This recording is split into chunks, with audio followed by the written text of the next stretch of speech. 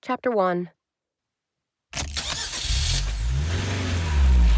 July 7th, 99, 12:30 p.m., psych appointment. Danny. Just suck it up, Danny, I tell myself as I hoof it through the swampy Carolina heat from my car to the shrink's office. If this one says no, you can always go to another one. As I press the button to let the doctor know I'm here, I acknowledge that I can hardly blame her if she thinks I'm a lunatic. If the definition of insanity is doing the same thing over and over again, expecting a different result, the number of times I've paid someone to tell me I don't get to make decisions about my own body would qualify me as whacked. What is a sex life worth, you might ask? Let's add up what I've spent so far.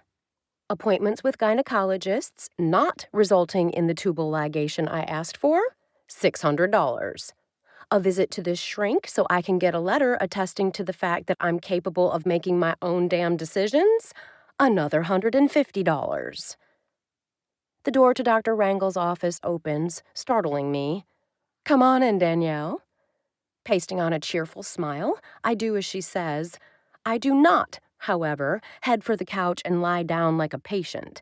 Instead, I take the chair by her desk. Following my lead, she crosses to its other side and taps an envelope sitting on her desk. After our last session, I'm happy to give you a letter stating that you are lacking any psychological impediments that would affect your decision-making process. An audible sigh of relief whooshes past my lips. Great! Thank you so much. When I reach for the envelope, however, she slides it out of my reach. I do have a couple more questions for you. Eyes on the prize, Danny. Eyes on the prize. Okay. I am curious as to why it is that you're opting for sterilization. Do you need to know to give me the letter? Her lips twist to the side slightly, and her gaze shifts toward the window. Technically, no. But I can't help but wonder if there are underlying issues that require our attention. Chapter 2.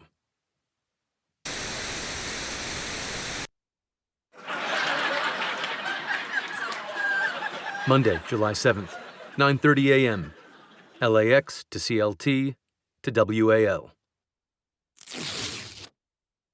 Luke. Are you sure you don't want me to take the 405 instead of the Canyon? The cab driver asks as he pulls away from my house in Studio City, the one I won't be seeing for several months. Traffic isn't bad. I prefer surface streets, thanks.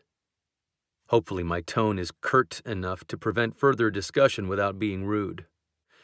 I have my reasons for avoiding the highway. No easy feat in the City of Angels, but I'm not getting into them with a stranger. Anyway, I've got plenty of time before my flight departs, and I've got phone calls to make. Goodbyes to say that will distract me from the drive as well as from my worries about my new job. Just as I pull my cell from my jacket pocket, it vibrates. Seeing my buddy Max's name on the screen, I flip it open. Don't worry, man, I'm on my way to the airport. I'm not checking up on you. Max was my roommate at boarding school, so not only does he know most of my secrets, but I know when he's bullshitting. You sure about that? Okay, I am checking up on you, but I'm also calling with news. Some good, some bad. Max is the latest showrunner on the hit TV show Lawson's Reach. Number 5, to be exact. The production hired and fired 3 in the second half of its first season. My old friend is taking a calculated risk in bringing me on as producing director. As showrunner, he has to be in LA full-time running the writer's room, and would typically rely on the line producer or UPM to be his eyes and ears on location. But because this particular show has a history of drama, both on and off camera, he wants someone he can really trust in Wallington. By hiring a guy like me, Max is betting that our long, personal history will be more beneficial than the relatively short length of the list of credits on my directing resume. Bad news first, I say. New budget from the studio means we've got to cut costs, which means you only get a driver for the first couple weeks.